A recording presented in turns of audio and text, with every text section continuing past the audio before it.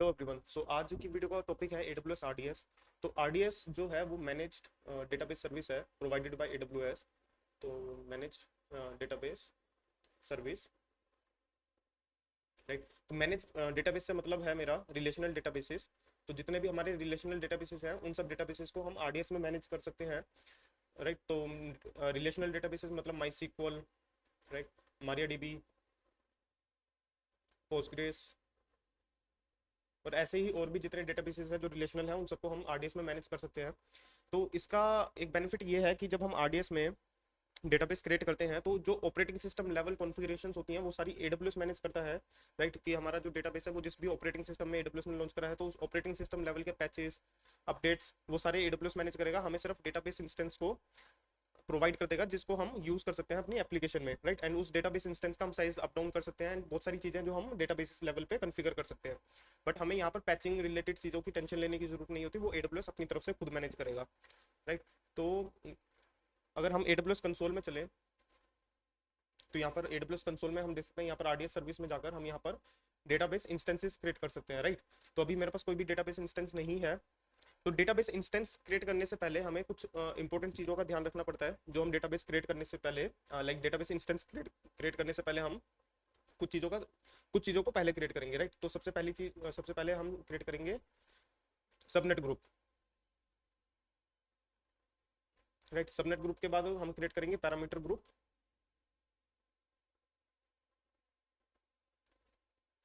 तीसरा हम क्रिएट करेंगे ऑप्शन ग्रुप एंड देन, हाँ, और एक लास्ट हम सिक्योरिटी ग्रुप क्रिएट कर लेंगे। तो ये चार चीजें हम पहले क्रिएट करेंगे एक RDS इंस्टेंस क्रिएट करने से, राइट। तो अभी हम सबसे पहले सबनेट ग्रुप देख लेते हैं। तो जब भी हम RDS इंस्टेंस क्रिएट करते हैं वो RDS इंस्टेंस एक सबनेट के अंदर होता है, राइट। तो यहीं पर जब हम RDS इंस्टेंस क्रिएट करेंगे तो RDS इंस्टेंस क्रिएट करने से पहले हम सबनेट ग्रुप क्रिएट करेंगे एंड उस सबनेट ग्रुप पे हम अपने सारे प्राइवेट सबनेट्स ऐड कर देंगे, ताकि जब भी हम RDS इंस्टेंस क्रिएट करें तो वो RDS इंस्टेंस हमारे सबनेट ग्रुप में से जो जिस भी सबनेट में हम क्रिएट कर रहे हैं उस सबनेट की IP एड्रेस यूज करके वो RDS इंस्टेंस हमारा क्रिएट हो जाएगा। एंड सबनेट ग्रुप क्रिएट करने का हमारा ये फायदा है कि जब अगर हम RDS मल्टी एजी में क्रिएट कर रहे हैं तो वो मल्टी एजी जो है इसी सबनेट ग्रुप के अंदर क्रिएट होगा। जो भी हम सबनेट ग्रुप के अंदर हम सबनेट्स क्रिएट करेंगे वही सबनेट्स यूज करके RDS हमारा मल्टी एजी में क्रिएट होगा, राइट। तो सबसे पहले हम AWS कंसोल में चल के सबनेट ग्रुप क्रिएट करते हैं। तो हम सबनेट ग्रुप में जाएंगे एंड यहाँ पर एक सबनेट ग्रुप हम क्रिएट कर देंगे। इसको हम नाम दे देंगे बलविंदर एंड सेम डिस्क्रिप्शन भी दे देंगे। एंड यहाँ पर हम VPC सिलेक्ट कर लेंगे, हमें कौन से VPC में अपना सबनेट ग्रुप क्रिएट करना है, right. And then availability zone में हम सिलेक्ट कर लेंगे। तो अवेलेबिलिटी जोन यहाँ पर हमारे पास 1A रीजन आ रहा है एंड ये जो दो हैं ये दो लोकल जोन्स हैं जो मैंने इस AWS अकाउंट में एनेबल करे थे कुछ टेस्टिंग करने के लिए। तो हो सकता है ये आपके अकाउंट में आपके AWS कंसोल में ये चीज़ ना दिखे, क्योंकि मेरे AWS अकाउंट में लोकल जोन एनेबल्ड है जिसमें Calcutta and Delhi availability zone भी आ रहा है। तो यहाँ पर मैं रीजन सिलेक्ट करके यहाँ पर मैं अवेलेबिलिटी जोन सिलेक्ट कर लूंगा कि कौन कौन से अवेलेबिलिटी जोन्स में मुझे अपना RDS इंस्टेंस क्रिएट करना है। लाइक अगर मैं स्पेन करता हूँ RDS इंस्टेंस तो एटलीस्ट एक से ज़्यादा अवेलेबिलिटी जोन्स मुझे यहाँ पर चूज करने पड़ेंगे। तो क्योंकि मैंने अपना जो VPC क्रिएट करा है मेरा VPC 1A और 1B अवेलेबिलिटी जोन्स में क्रिएटेड है, मैंने 1C अवेलेबिलिटी जोन को यूज़ नहीं करा। तो यहाँ पर भी RDS इंस्टेंस का जो सबनेट ग्रुप में क्रिएट करूंगा वो भी मैं 1A और 1B अवेलेबिलिटी जोन में क्रिएट करूंगा, 1C को मैं यूज़ नहीं करूंगा। But depending on your requirement, आप अगर तीन अवेलेबिलिटी जोन्स में स्पेंड कर रहे हैं अपना VPC नेटवर्क तो आप तीन अवेलेबिलिटी जोन यहाँ पर सिलेक्ट करना, राइट। एंड सबनेट्स में मैं यहाँ पर प्राइवेट सबनेट सिलेक्ट कर लूंगा। तो 1A में जो मेरा प्राइवेट सबनेट है, यहाँ पर मैंने फिल्टर ऑलरेडी लगाया हुआ है। तो 1A का जो प्राइवेट सबनेट है वो सबनेट ID है 05DB करके। तो यहाँ से मैं 05DB वाला सिलेक्ट कर लूंगा। एंड 1B का जो मेरा प्राइवेट सबनेट है वो है 04DF करके। तो यहाँ से मैं 04DF वाला भी सिलेक्ट कर लूंगा 1B का। तो यहाँ पर मेरे 1A और 1B के प्राइवेट सबनेट यहाँ पर सिलेक्ट हो गए एंड मैं सबनेट ग्रुप यहाँ पर क्रिएट कर दूंगा। तो यहाँ पर मेरा सबनेट ग्रुप क्रिएट हो गया। एंड नेक्स्ट अब हम क्रिएट करेंगे पैरामीटर ग्रुप। तो पैरामीटर ग्रुप क्या होता है कि जब भी हम RDS इंस्टेंस क्रिएट करते हैं या कोई भी रिलेशनल डेटाबेस क्रिएट करते हैं, चाहे वो हम EC2 इंस्टेंस पे क्रिएट कर रहे हैं या VMware में कहीं पर भी क्रिएट कर रहे हैं, तो वो जो डेटाबेस हम क्रिएट करते हैं, फॉर एग्जांपल MySQL अगर हम क्रिएट कर रहे हैं तो MySQL में हमारे पास कॉन्फ़िगरेशन फाइल होती है जहाँ पर हम एडिशनल पैरामीटर्स पास करके MySQL का थोड़ा सा बिहेवियर चेंज कर सकते हैं, राइट। तो वही चीज़ यहाँ पर पैरामीटर ग्रुप में हमारे पास अवेलेबल है। क्योंकि RDS में हमारे पास ऑपरेटिंग सिस्टम लेवल एक्सेस नहीं होता, तो उस केस में हम क्या करते हैं, हम पैरामीटर ग्रुप क्रिएट करते हैं एंड देन उस पैरामीटर ग्रुप के अंदर हम वो पैरामीटर्स पास कर देते हैं जो हम MySQL की कॉन्फ़िगरेशन फाइल में अगर चेंज करते हैं। तो वो चीज़ हम पैरामीटर ग्रुप में पास करके वो पैरामीटर ग्रुप्स को हम RDS इंस्टेंसेस के साथ अटैच कर सकते हैं। तो अब हम AWS कंसोल में चलकर एक पैरामीटर ग्रुप क्रिएट करते हैं अपने RDS इंस्टेंस के लिए। तो यहाँ पर अभी कोई पैरामीटर ग्रुप नहीं है मेरे पास, तो यहाँ पर मैं एक पैरामीटर ग्रुप क्रिएट करूंगा MySQL 8 वर्जन के लिए, राइट। तो यहाँ पर ग्रुप फैमिली मुझे सिलेक्ट करनी है कि मैं कौन से डेटाबेस इंजन के लिए और कौन से वर्जन के लिए मैं पैरामीटर ग्रुप क्रिएट कर रहा हूँ। तो यहाँ पर मैं MySQL 8 सिलेक्ट कर लूंगा, राइट। एंड यहाँ पर टाइप आता है हमारे पास कि DB पैरामीटर ग्रुप या DB क्लस्टर पैरामीटर ग्रुप। तो इन दोनों में डिफरेंस क्या है? DB पैरामीटर ग्रुप जो है वो हम सिंगल इंस्टेंसेस के, सिंगल डेटाबेस इंस्टेंसेस के साथ अटैच कर सकते हैं, and DB cluster parameter group हम क्लस्टर्ड इंस्टेंसेस के साथ अटैच करते हैं, राइट। तो अगर इसका मैं एक बताऊं कि क्या कैसे काम करता है, तो पहले क्लस्टर वाला हम देखते हैं। तो फॉर एग्जांपल हमारे पास एक RDS इंस्टेंस का क्लस्टर है, एंड इस क्लस्टर के अंदर हमारे पास मल्टीपल DB इंस्टेंसेस हैं, राइट।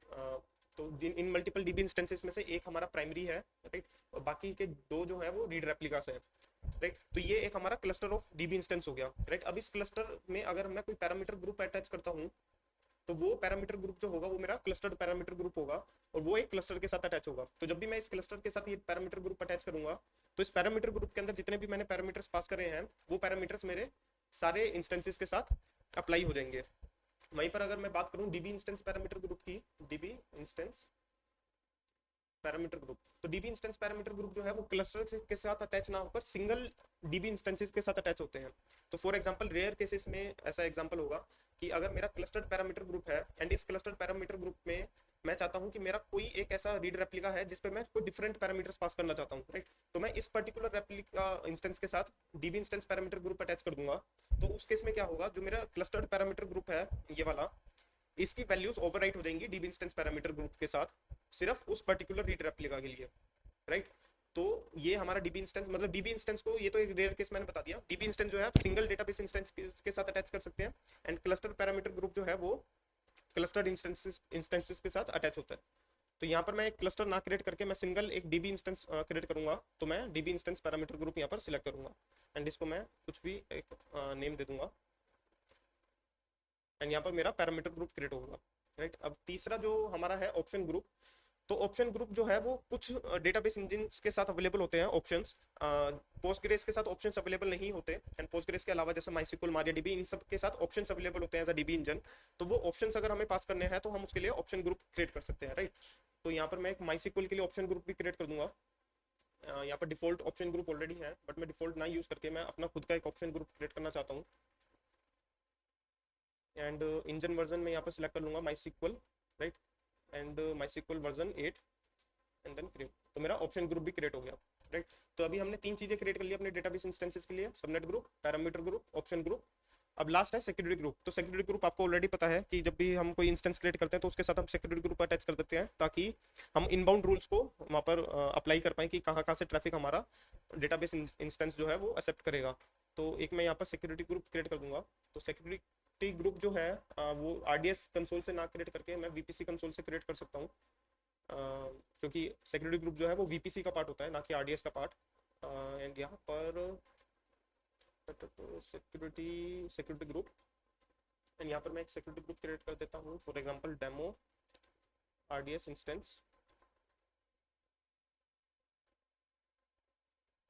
एंड इसको मैं कौन से VPC में क्रिएट करना चाहता हूँ वो मैं सिलेक्ट करूँगा। तो अभी इनबाउंड रूल्स में कुछ नहीं रखूंगा, अभी ब्लैंक रखूंगा, आउटबाउंड रूल्स में सारा अलाउ कर देते हैं, कोई इशू नहीं है। एंड देन सिक्योरिटी ग्रुप हमने क्रिएट कर लिया। तो अभी हमारी चारों प्री रिक्विजिट्स जो है एक RDS इंस्टेंस क्रिएट करने के लिए वो चारों हमने कर ली। अब हम RDS इंस्टेंस क्रिएट करेंगे, राइट। तो RDS इंस्टेंस क्रिएट करने के लिए हम अगेन RDS कंसोल पे जाएंगे, एंड देन डाटाबेसेस में जाकर हम यहाँ पर क्रिएट डाटाबेस कर देंगे। एंड अब यहाँ पर हमारे पास इंजन ऑप्शन पूछ रहा है कि हमें कौन सा इंजन क्रिएट करना है। तो ऑरोरा वाला हम आगे दूसरी वीडियोस में देखेंगे कि ऑरोरा क्या होता है, जो AWS का खुद का मैनेज्ड रिलेशनल डेटाबेस सर्विस है, काफ़ी पावरफुल है ये। तो ये हम बाद में देखेंगे। अभी हम MySQL क्रिएट करेंगे, MySQL का एक इंस्टेंस क्रिएट करेंगे यहाँ पर, एंड देन इंजन वर्जन हम सिलेक्ट कर लेंगे। तो MySQL का इंजन जो है मैं लेटेस्ट सिलेक्ट कर लेता हूँ 8.0.36। यहाँ पर ये प्रीडिफाइंड टेम्पलेट्स हैं AWS ने जो प्रोवाइड करे हैं। Based on this templates AWS आपके जो इंस्टेंस की पैरामीटर्स हैं वो चेंज कर सकता है। तो अगर आप प्रोडक्शन में क्रिएट कर रहे हैं तो AWS रिकमेंड करता है कि आप मल्टी एजी डेटाबेस क्लस्टर क्रिएट करें, बट अभी मैं प्रोडक्शन में ना क्रिएट करके मैं फ्री टियर वाला क्रिएट करूंगा। तो फ्री टियर में अवेलेबिलिटी जोन्स जो है वो सिंगल अवेलेबिलिटी जोन में रहेगा मेरा डेटाबेस इंस्टेंस। तो फ्री टियर भी ना करके मैं डेव टेस्ट सिलेक्ट कर लेता हूँ ताकि मेरे पास सारे ऑप्शंस अवेलेबल रहे। तो डेव टेस्ट करने के बाद मैं चाहता हूँ कि मेरा जो डेटाबेस इंस्टेंस है वो सिंगल डीबी इंस्टेंस मैं क्रिएट करूँगा, मैं मल्टी एजी भी नहीं क्रिएट कर रहा और एक क्लस्टर भी क्रिएट नहीं कर रहा, ये प्रोडक्शन लेवल के लिए ज़्यादा सूटेबल है। एंड देन यहाँ पर मैं डीबी इंस्टेंस आइडेंटिफायर में डीबी इंस्टेंस नेम दे देता हूँ। फॉर एग्जांपल बलविंदर नाम का मैंने डेटाबेस इंस्टेंस क्रिएट करना है। एंड ये डीबी इंस्टेंस आइडेंटिफायर हम बाद में चेंज नहीं कर सकते, ये एक बार जो सेट हो गया वही रहेगा हमेशा के लिए।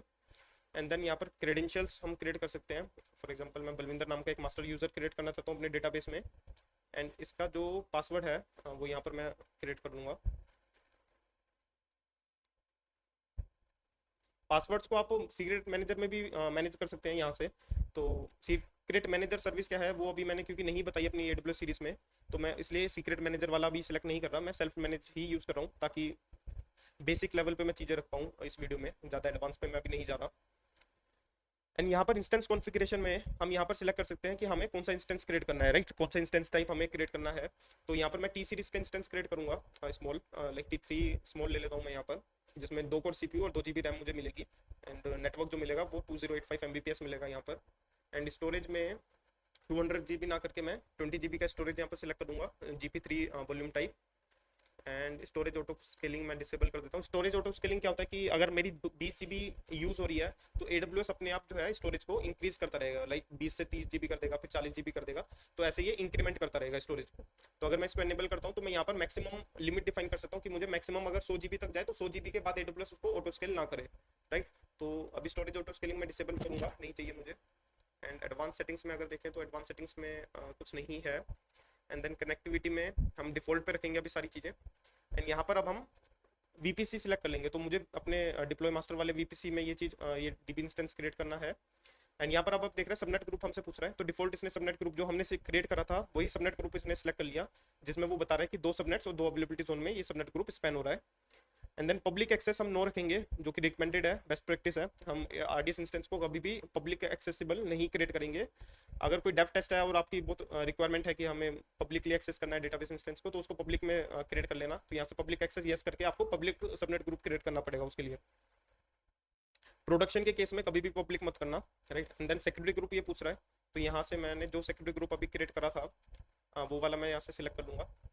मल्टीपल सिक्योरिटी ग्रुप्स भी हम अटैच कर सकते हैं, बट यहाँ पर मैं सिर्फ एक ही सिलेक्ट कर लूँगा। एंड अवेलेबिलिटी जोन प्रेफरेंस की क्या प्रेफरेंस है, अगर आपकी कोई प्रेफरेंस है कि मुझे 1A में रखना है या 1B में रखना है डेटाबेस इंस्टेंस, तो वो सिलेक्ट कर सकते हैं। नो प्रेफरेंस रखेंगे तो AWS अपने आप सिलेक्ट कर लेगा 1A या 1B में से जोन से, वही अवेलेबिलिटी जोन यहाँ पर सिलेक्ट करेगा जो अवेलेबिलिटी जोन हमने सबनेट ग्रुप में पास करे हैं। 1C यहाँ पर इसलिए नहीं आ रहा क्योंकि 1C हमने सबनेट ग्रुप में नहीं रखा। एंड देन सारी चीज़ें डिफ़ॉल्ट पे रख के डेटाबेस पोर्ट 3306 हम रखेंगे, चेंज करना है तो कर सकते हो, नहीं करना तो डिफ़ॉल्ट ही रहने दो।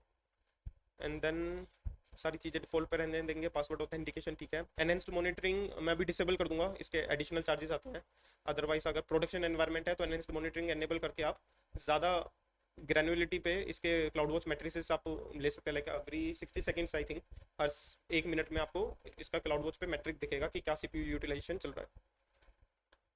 इनिशियल डेटाबेस नेम, तो इनिशियल डेटाबेस नेम मतलब जब RDS इंस्टेंस क्रिएट होगा तो कोई डेटाबेस अगर आप चाहते हो कि पहले से क्रिएट हो, तो मैं बलविंदर नाम का एक डेटाबेस क्रिएट करना चाहता हूँ।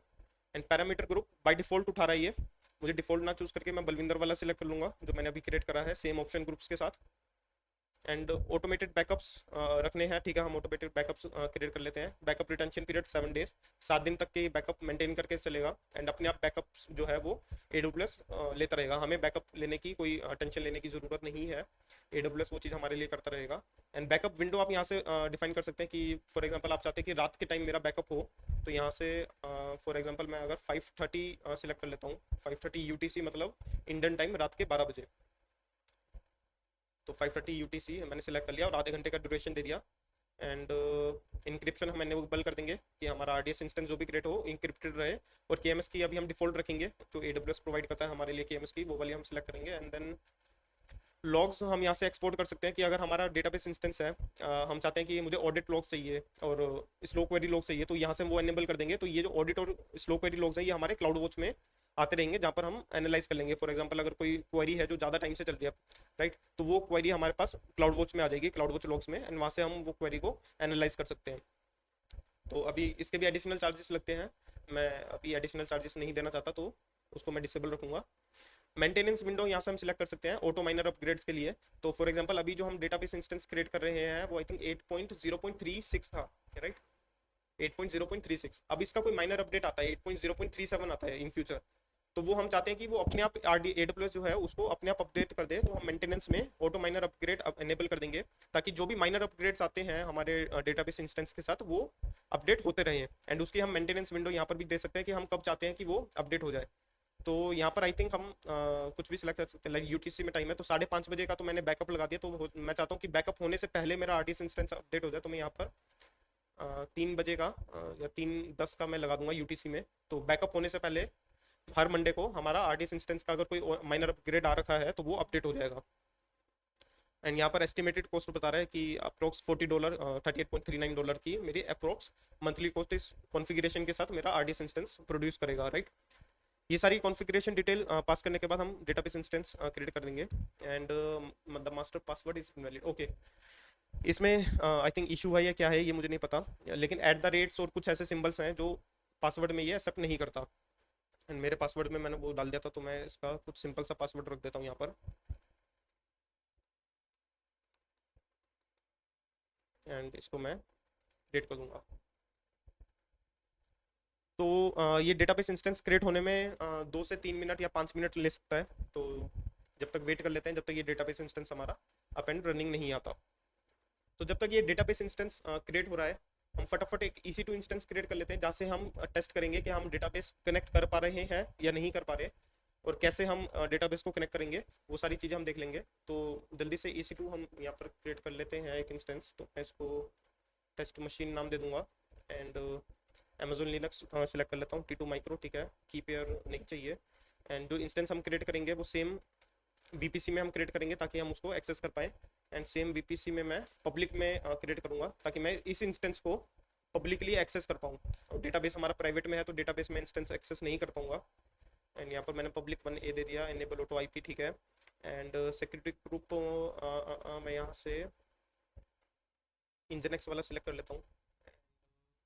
तो बाकी सब डिफ़ॉल्ट, ठीक है। एडवांस में जाकर मैं यहाँ पर इंस्टेंस प्रोफाइल अटैच कर दूंगा ताकि मैं SSM के थ्रू SSH ले पाऊँ इंस्टेंस का। एंड लॉन्च, ठीक है। तो हमारा इंस्टेंस लॉन्च हो चुका है। अब एक बार सेशन मैनेजर के थ्रू इसको कनेक्ट कर लेते हैं। तो इंस्टेंस हमारा कनेक्ट हो गया। एंड डेटाबेस से कनेक्ट करने के लिए, क्योंकि हमने जो डेटाबेस इंस्टेंस क्रिएट करा है वो MySQL है, तो MySQL की CLI हमें EC2 इंस्टेंस पे चाहिए होगी। तो वो MySQL CLI हम चेक कर लेते हैं, इस पे नहीं है तो वो हम इंस्टॉल कर लेते हैं सबसे पहले। तो MySQL CLI इंस्टॉल करने के लिए Amazon लिनक्स पे हमारे पास कमांड है DNF इंस्टॉल MariaDB 105। तो यहाँ पर मैं इसको इंस्टॉल कर दूंगा। एंड अगर हम अब रन करें MySQL कमांड तो MySQL हमारे पास इंस्टॉल्ड होगी, MySQL CLI होगी। तो अभी हमारा डेटाबेस इंस्टेंस भी अब आ गया होगा। ओके, तो बैकअप स्टेट पे है ये, अभी इसका बैकअप हो रहा है। फर्स्ट बैकअप होता है जब भी इंस्टेंस एक लॉन्च होता है, RDS इंस्टेंस जब भी लॉन्च होता है तो उसका एक बैकअप इनिशिएट हो जाता है फर्स्ट टाइम। तो अभी बैकअप स्टेट पे है, वेट करते हैं जब तक ये अवेलेबल स्टेट पे नहीं आ जाता। तो अभी हमारा डेटाबेस इंस्टेंस अवेलेबल स्टेट में आ गया है। एंड अब हम इस डेटाबेस इंस्टेंस को यूज़ कर सकते हैं। एंड यूज़ करने के लिए हमें क्या चाहिए, हमें इस डेटाबेस इंस्टेंस का एक एंड पॉइंट चाहिए जहाँ पर हम इसके साथ कनेक्ट कर पाए, राइट। तो वो हमें एंड पॉइंट यहीं पर मिल जाएगा। जब हम कनेक्टिविटी एंड सिक्योरिटी टैब में जाएंगे तो हमें एक एंड पॉइंट मिल जाएगा। ये एंड पॉइंट हम यूज़ करके डेटाबेस के साथ कनेक्ट कर सकते हैं। यूज़र नेम हमें पता है जो हमने क्रिएट करा था, पासवर्ड भी हमें पता है। एंड देन अब हम एंड पॉइंट भी हमें मिल गया। पोर्ट 3306 पे हमने डेटाबेस इंस्टेंस को रन करा है। तो अब हम अपने इंस्टेंस में जब जाएंगे तो यहाँ से हम MySQL-host में हम प्रोवाइड कर देंगे हमारा एंड पॉइंट।